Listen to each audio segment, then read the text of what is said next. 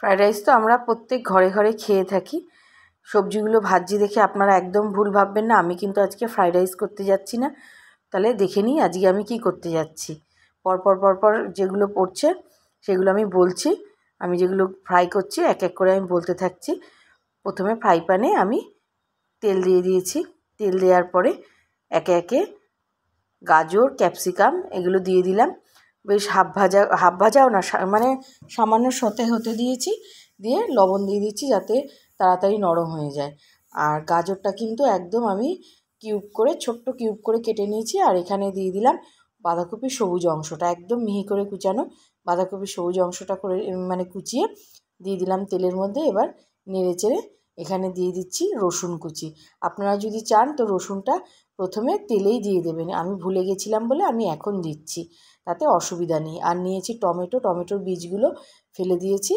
এখানে মিডিয়াম সাইজের একটা টমেটো নিয়েছি। আর টমেটোটা কিন্তু এখানে বেশি নাড়াচাড়া করব না বা বেশি গলিয়ে ফেলবো না, বীজগুলো ফেলে আমি ডুমো করে কেটে নিয়েছি। আর এখানে হচ্ছে স্প্রিং অনিয়ন নিয়েছি, স্প্রিং অনিয়নটাও দিয়ে দিলাম। এবার হালকা করে ভেজে নেব, কালারগুলো যাতে সবজির চেঞ্জ না হয়, বেশি ভাজবো না। আর দিয়ে দিচ্ছি 1 চামচ মতো চিনি, দিলাম গোলমরিচ গুঁড়ো। আবারও খানিকক্ষণ নেড়ে নিচ্ছি।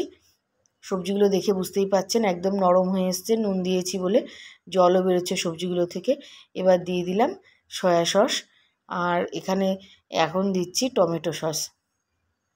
পরিমাণ মতো টমেটো সসটা দিতে হবে, কিন্তু একটু বেশিই লাগবে।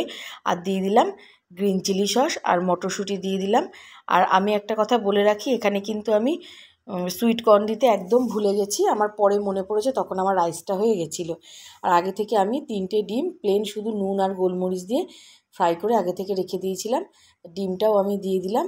আর এর ক্ষেত্রে বলে রাখি, এটা কিন্তু আমি বাসমতি চাল নিইনি, এটা দেরাদুন রাইস নিয়েছি, যেহেতু এটা আবারও বলছি ফ্রাইড রাইস না।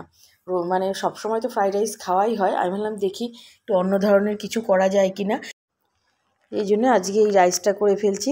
আমি বারবারই বলছি এটা কিন্তু ফ্রাইড রাইস না। আমি ফ্রাইড রাইসে যেমনি ঘি, গোটা গরম মশলা, কাজু, কিশমিশ, জায়ফল, জয়িত্রীর গুঁড়ো দেওয়া হয়, আমি কিন্তু এইগুলো এক ফোঁটা কিছু আজকে ইউজ করিনি। ঘি তো এক ফোঁটাও আমি দিইনি, কাজু, কিশমিশ, গোটা গরম মশলা কিছুই দিইনি।